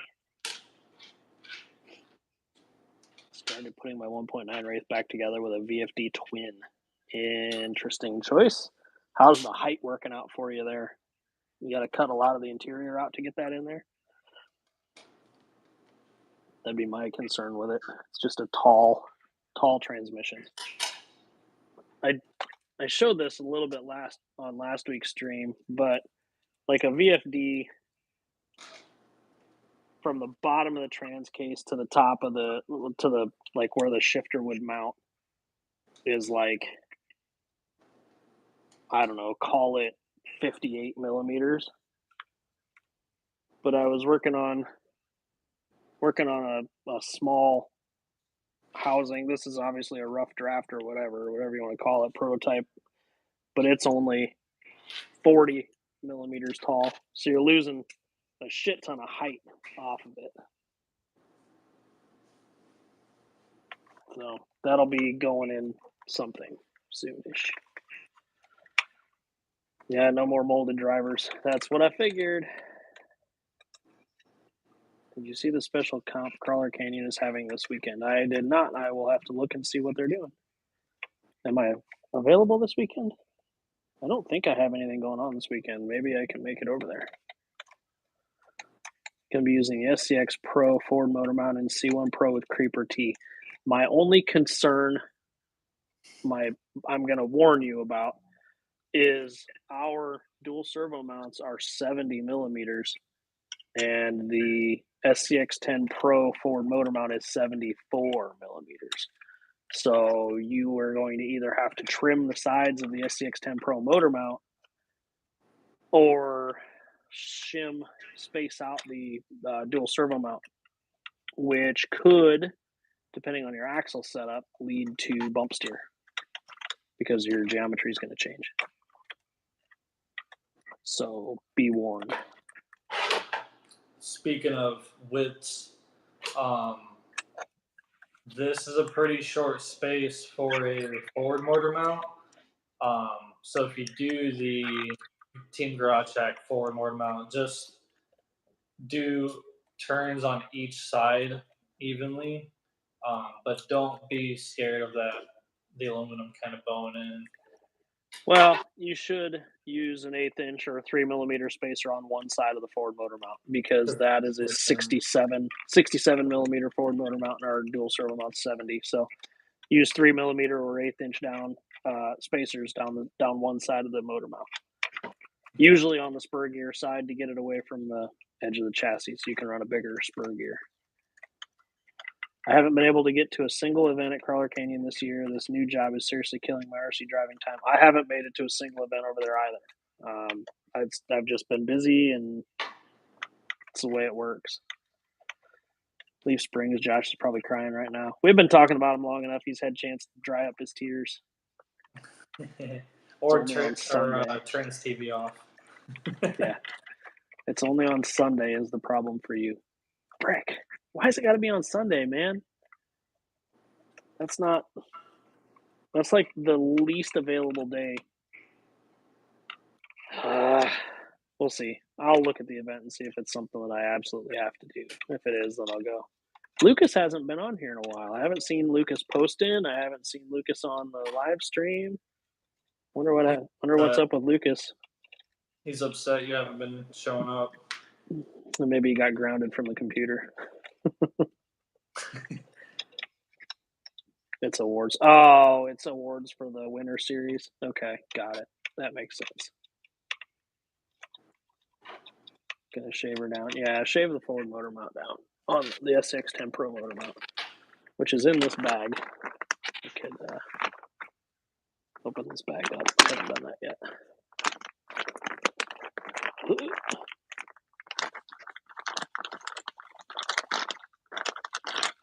Here is the SDX10 Pro forward motor mount. That dang bag you just opened is louder than the CNC, dude. Was it? Yeah. It sounded like someone drowning, or like one of those kayak videos where they jump off a waterfall. That was just me struggling. Yeah. You're actually breathing that hard. Yeah. These bags are hard to open, man. I had to find my way out of the bottom. They're like 6 mil thick. Yeah, they're pretty heavy duty. Here is the transmission case for the SCX10 Pro. Big, huge transmission case. So that's one of the things I'm trying to do is lighten the load here on this big, gigantic transfer case. Make it a single speed with the 40% overdrive. No slider, no lockout, no adjustable overdrive, just the high overdrive. You're gonna get Lucas just posted some new LT Customs parts coming this week a day or two ago. I've seen him posting reels and stuff, but I haven't noticed him like posting in any of the Toyzuki fan page or our fan page or any of the other ones, which he normally used to do. So just I haven't been paying attention, but I haven't seen it very much. Did you get your missing parts all sorted out? I did. I talked about that a little bit ago. I messaged Wyatt and told him, I gave him the part numbers that I ordered, and I took pictures of the manual and showed him what I ordered. And they already knew about the issue, and they were correcting and updating the owner's manual. So I do have the part numbers for the parts I was missing.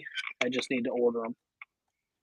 I got all the way to adding them to the cart and checking out, and then I did not check out because I got busy doing something else. Somebody walked in or the phone rang or something, and then by the time I got back to it, it was timed out. So I went about my business doing something else. But trying to debate on whether or not to run straight axles on my C2. You've been debating on that for 6 months. Who's that? Pick an act. Braden in Illinois. Crawler Canyon local. Just pick an axle set and run them.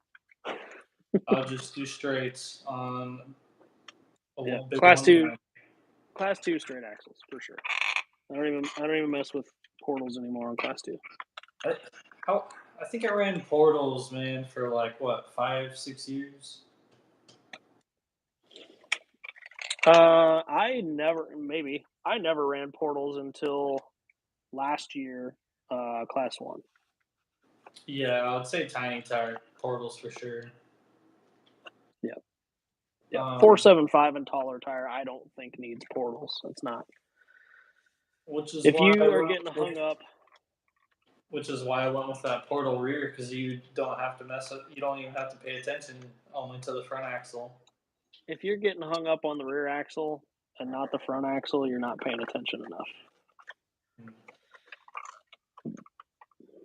In my opinion. What are those? What are those what? Don't know what you're talking about. You got to be more specific. This is a Vanquish rear axle in my Class 2.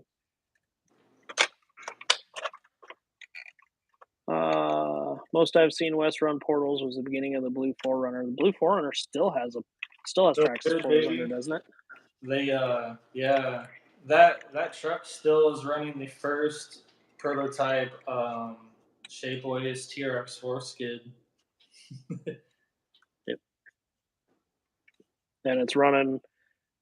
It's 5 or 6 year old Shapeways 3D printed wheels as well. Yeah. Never broke one. Actually, those wheels are on the Jelly Bean now, which is why I would be interested in those mammoths you're cutting. Yeah, I've been running F10 portals for my C2 the past 6 months, but trying to decide whether or not I want to lose some height for the outdoor course. Absolutely, man. Just run straight axles. Run straight axles. Put them on. If you don't like it, you can put the portals back on. It's not like it's not like it's a irreversible decision. You just switch your motor direction. Yeah. I'm out, y'all. Have a good night. Glad you checked in, man. Stop in the shop whenever.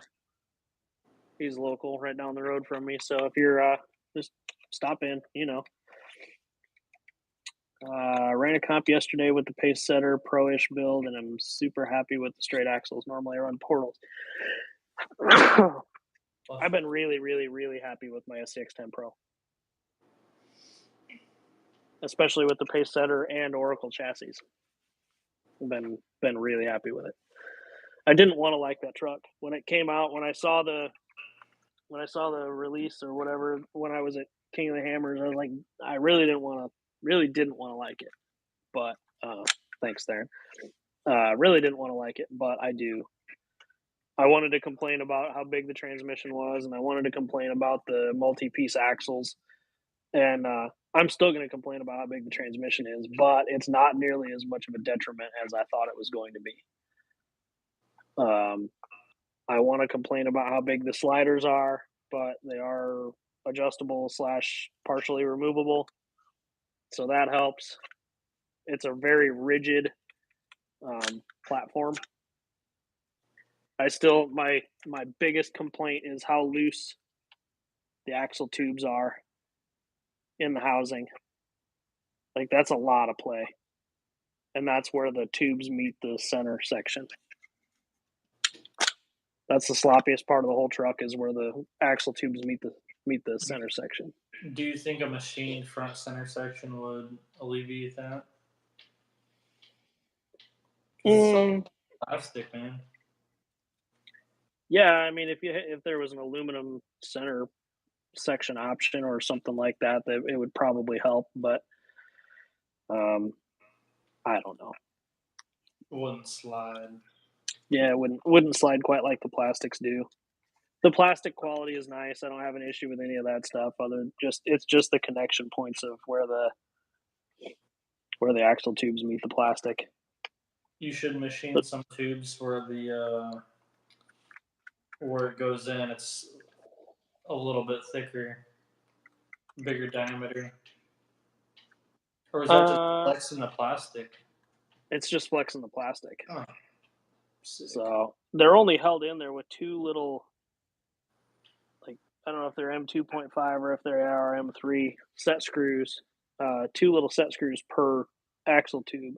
Just like just like the old axial knuckles. Yeah, and they're through holes. Yeah, they're through holes, so you can't even tighten them down. You can run the screw all the way into where it hits the axle shaft, and it doesn't tighten up at all. So that sucks. Yeah, I'm tightening mine a few times now. Yeah, I've tightened mine a couple of times too. I need to order some really short M3 hardware and just run an actual button head screw in it, so you could actually reef down on it a little bit. Design a truss for it. I'm good. We've got enough got enough things going on in life that I don't Come really on, want to make a guys! I trust just for it. finished this. Yeah. Squints, you missed me making a wheel live on camera, man. Won a pro for the class 2 win at a comp a few weeks ago, waiting on the local hobby shop to get it in so I can start a pace setter build. That's badass. That's a cool win. For anyone who's interested, if you get on Hobby Town's website and you search for an SCX10 Pro, you can do a like a availability locator and just kind of select areas. And I did that the other day. And for anyone in here watching, I'm willing to give you my secret information here. But there is a hobby town in Wisconsin Comes with a block of cheese. that Pre-order. says they have SCX10 Pros in stock. I'm trying to remember. It's the hobby town in West Allis, Wisconsin, is what it was. And they said on the Hobby Town website, it says that they have SCX10 Pros in stock. They're gonna see 30 extra visitors tonight. Yes. They don't open until 11 a.m. Eastern time tomorrow. So if you're going to call, they will get a bunch of phone calls at 11 a.m. Eastern time tomorrow. 30 phone calls to be exact. Yeah, exactly. Yeah, however many people are on here, 30. Yeah. So anyway, for those of you that have been looking for an SCX10 Pro and are interested in ordering or buying one, supposedly the Hobbytown, West Allis, Wisconsin, Milwaukee metro area has one in stock. I'm sorry, they open at 10 a.m. Eastern, not 11. Oh, man. Dang, Bear is Bear thirsty? I can hear Bear drinking. Oh, yeah, no, I don't have noise canceling. I can hear your dog lapping up water, but you can't hear my CNC machine running. Yeah. This is actually my laser or my water jet. It's cutting frame right now. Yeah, exactly. Yeah. I couldn't wait, so I built mine from parts. Did you order a transmission? Did you buy a transmission from somebody, or did you order parts for a transmission? Did I miss what Wes had in front of him? Yes, you did. We can go over that stuff again, Wes. It's been an hour and a half now, and I'm sure we've got different viewers now. So if you want to talk a little bit about that stuff again, you can. Sure. I've been getting, we've been getting a flood of, where's your leaf springs? Where's the kits? Where's the Tina kits? I've been doing this for probably 7 to 8 months. This is the new version. Took the old one, threw it in the trash, and built some completely from the ground up. I wanted to do something kind of wild, so what I did was basically take the high-low platform, flatten out the rear, and I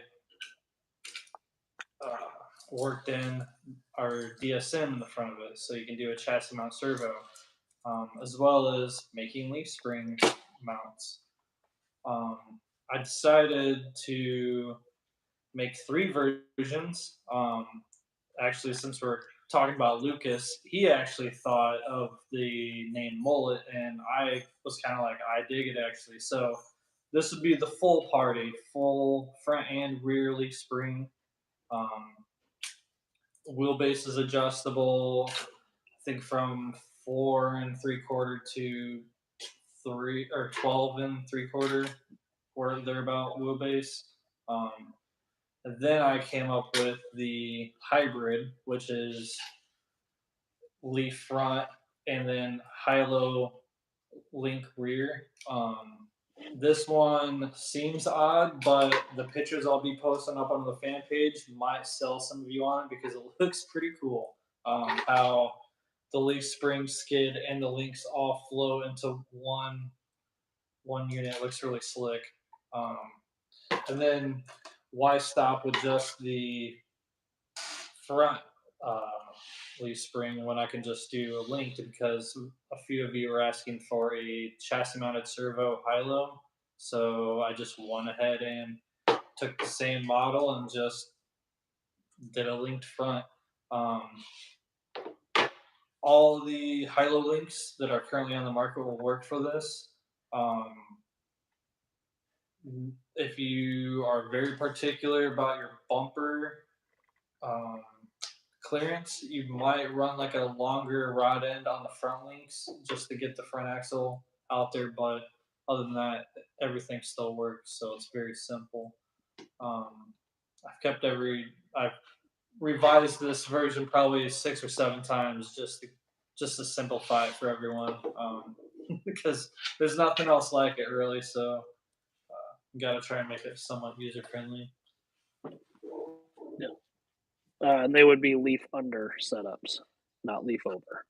Yeah, I did. I did mock up a leaf over, and it looked like looked like old Tamiya. Yeah. Uh, Yeah. so So you I'll do definitely, leaf under. The I did kind of find it looked best with a straight front and portal rear axle, but depending on what kind of parts you have on the leaf springs, you can do either or.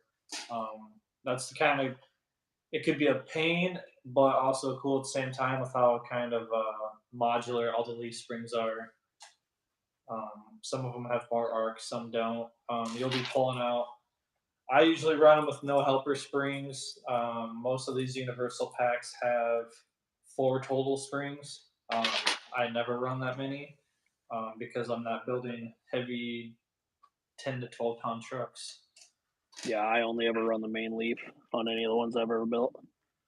Um, and they're all designed to use that like universal shackle. I don't know if it is at 90.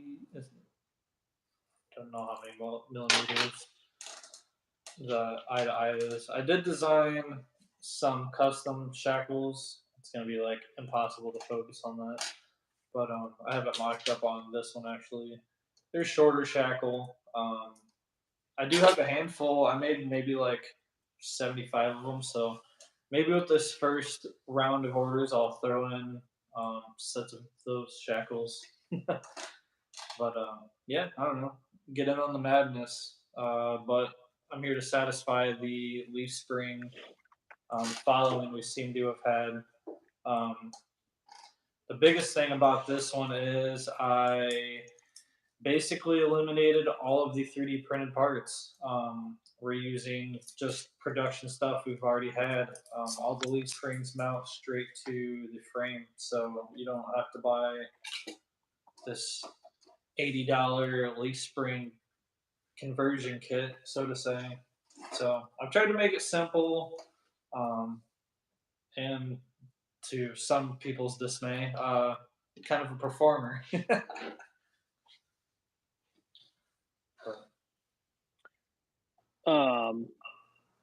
Can I run the 1500 yellow jacket on 4S? I don't know if it's recommended or not, but it'll run all the way up until it lets the magic smoke out. I run an 1800 revolver, a Holmes 1800 revolver on 4S all the time, so imagine it would be fine.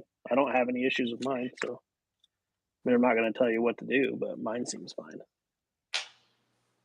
Looks good for my house.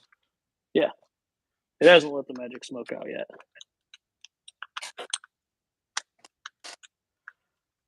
Jake is running an AR-45 leaf under front and leaf over rear. That's an interesting setup. I support that. I still didn't do that. Oh wait, no, I did that thing I talked about. Yeah. Happen to know the Panhard link length? It would depend on what axle you're running. For Panhard link length. Yeah. I was gonna actually try and get some measurements on the site in the description. I took a couple measurements for the Panhard because that wouldn't be offered with any standard high-low kit. Right. Because the high-low is meant for 4-link front and rear. But yeah, I can. I'll try and include that on the site. But yeah, it's gonna depend on what axle primarily. Yep. They're all different. Take out Lynch. I don't know why spell check added it. I knew what you were talking about. I figured you out. What did I just get tagged in on Facebook? Theron. Oh, dang, Theron. That body looks very purple, Theron. I dig it. I dig that a lot. It's on the fan page. For anyone interested, Theron just posted a picture of his body and not of Theron's body. I was like, "Whoa, no. His RC car body. Yeah. They're spamming the fan page while we're both busy. You just got that. No, I just clicked on Facebook. I saw the notification on my computer. So, speaking of spamming the group, if any of you make a post in the Brazen Scale RC fan page and it gets automatically declined, please message me. I had to go through and add a bunch of admin assist criteria because the Brazen fan page has just been getting inundated with post requests of spam videos and spam dead celebrity posts and world's sharpest knife crap, and it's to the point where it's probably 15 or 20 a day. So I went ahead and added a bunch of admin activity or admin assist automatic declining stuff. So if you attempt to share a video to the Brazen Scale fan page, it will probably get kicked out. So like if you post something on TikTok and you share the video to the Brazen fan page, it's probably going to get automatically declined. Just purely because of the number of spam videos that have been getting posted. So I've been trying to go through the activity log like once a day and seeing if anything got automatically declined that I think shouldn't have got automatically declined, because I can go back in and manually add it. But just know that if you post something and it gets automatically declined or declined really quickly, I'm sorry. I'm just trying to cut down on the spam stuff without making the group private. I could very easily just switch the group to private, but I want people to be able to see the builds and see the tech and see the answers to people's questions without having to join the group. Because I hate joining a group just to ask a question or just to see if anybody else has already asked the question that I have. I'd have to agree.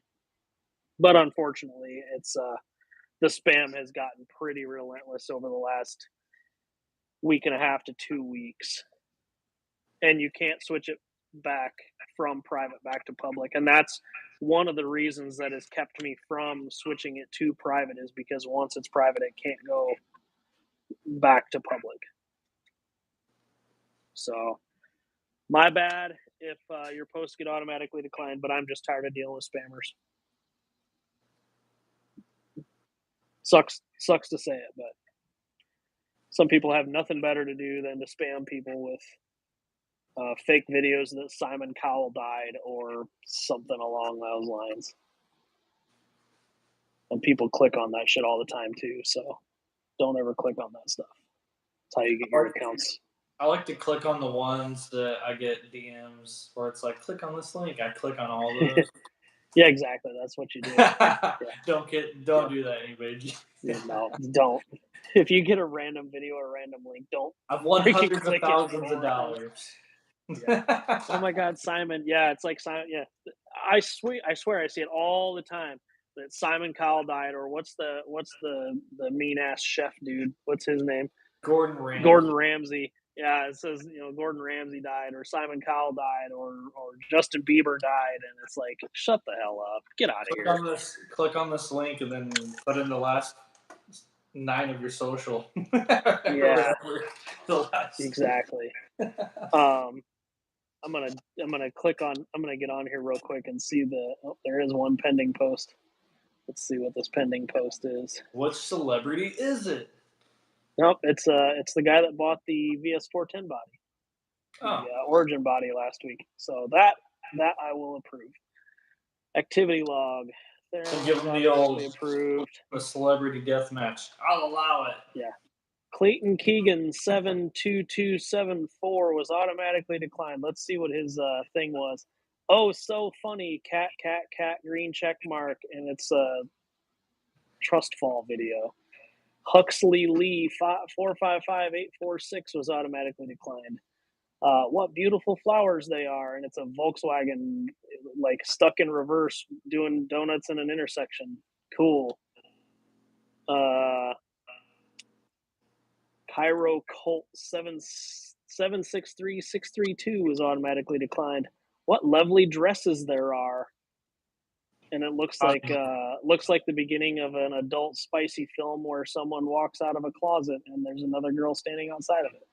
Like this is the type of shit, a different person, Trey Rory, posted the same like trust fall video. Like this is the type of shit that just why is that coming up? Why are they even posting that in an RC thing? It's So just dumb. with our page, man, we have like underage kids, like not 18, like Yeah, that's liability. I'm not interested in having that stuff. So Get the page shut down because somebody reports it. yeah, I hate the internet. I do too. And like, if people weren't so stupid and click on the shit, there would be no spam. There'd be no viruses. There'd be no, you know what I mean? Like people fall for this stuff all the time. No Nigerian prince is waiting to send you $1 million. Like, don't fall for it. And people fall for it every day. That's the only reason the spam still comes up, is because people fall for it. People click on it. People buy into it. It's dumb. Don't do it. I'm surprised we haven't had any spammers on the live chat commenting that people have won a giveaway or something dumb. And now that I said the word giveaway, I'm sure there will be. It's been flagged now. They're gonna Yeah, it probably already has. timing in. Yeah. Is your high clearance links flipped on the SCX curve part towards the center? Yes, I did that last week on the live stream. I flipped the rear links around the other way, so that when it flows off the back of the skid a little better than when the bend was at the axle side. Just seemed to flow a little better that way. So, and I wanted to see, there was a person on here last week that said he didn't think that you could do it because it would hit the transmission, the transfer case shift linkage, but it does not. Yeah. You just won $1 million. Yeah, you have to message me on Telegram though. Yeah, I have to plug in my social. If anybody tries to get you to contact them on Telegram or WhatsApp or something along those lines, it's a freaking scam. Don't do it. So, it does flow nicely. I'll try it. Thanks. Yeah, especially with the 10-degree angle on the pace setter chassis, it just seemed to flow a little nicer into the skid, or from the skid to the links. Send them a Google Play card. I'll send them a middle finger or knuckle sandwich. No, just don't fall for the crap. I did some double bend rear links on mine, and they seem to work well. I could see that working pretty well too, a set of double bends. I got an order of hardcore RC links in while I was gone over the weekend for more of the pace setter and Oracle front upper links for the for the axle mounted servo setups. I got 25 more sets of links for those. He only had 50 links in stock of the size I needed, so. But I got those in, and they are on the shelf. I guess I should probably check inventory and see if I put those in inventory. I don't believe I did. Inventory. Again, we'll go off of what we started off the stream with. Pro skids and dual servo mounts are back in stock on the website for anyone who's interested. They were not on this. Yeah. For anyone who's interested in dual servo mounts or Pro Skids. They are back on the website, as well as the new servo winch spool guards for the Holmes little tugger or Tug Buddy, whatever it is. I always call it the wrong name. Tug Buddy. Every little tugger needs a good guide. Yeah, exactly. Keeps the winch line on the spool. And I think we've determined that it probably fits the Shift XLP. Boring old C1 Leaf chassis getting a restock. You got it. I might do. So I've thought about it. This frame wouldn't look all cool if I patinaed it, so I might still do some of the old kits in the patina, unless someone. Granted, just DM us if you really want something like special ordered, because I still have all the files. I can make it happen. Yep. But yeah. No, do you guys have an SLS printer, or is that Shapeways? It is not Shapeways, and it is not SLS. It is multi-jet fusion printed, and we have them manufactured outside sourced. They are manufactured in the U.S., but they are outside sourced. We do not have a couple $100,000 multi-jet fusion printer.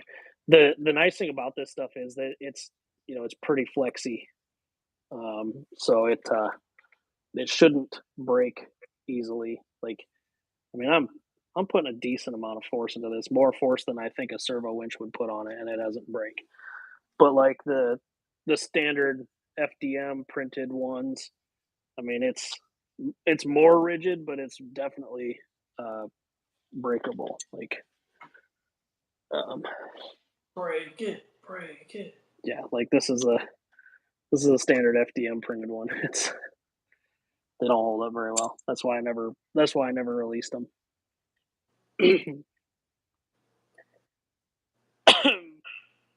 But I updated updated the file. There we go. Updated the design and had them multi-jet fusion printed.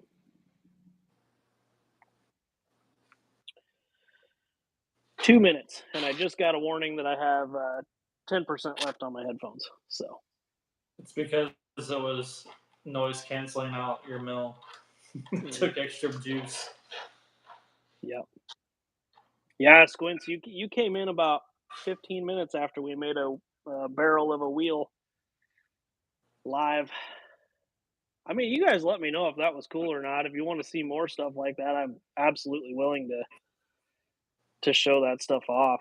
I mean, I'm not interested in making a chassis on camera because there's no way the noise canceling is going to work with that. That's way too loud. Bet Tim could break it. Well, I guess one of you is going to find out since I seen one got ordered. Nice thing is it's only $10, so if it does break after a couple months, not a bad investment. Yeah. Nope, DeWalt router. So, well, one of my headphones just went out, so it's 10 o'clock anyway. So time to wrap this thing up. We will see you guys next Monday. Keep an eye on the fan page for pictures of the chassis that Wes has in front of him. I'll probably those as soon as this is done. Okay, so keep an eye on the Brazen Scale RC fan page on Facebook here in just a little bit, and we will chat with you guys then, and we'll see you next Monday. Thanks, everybody. Have a good one.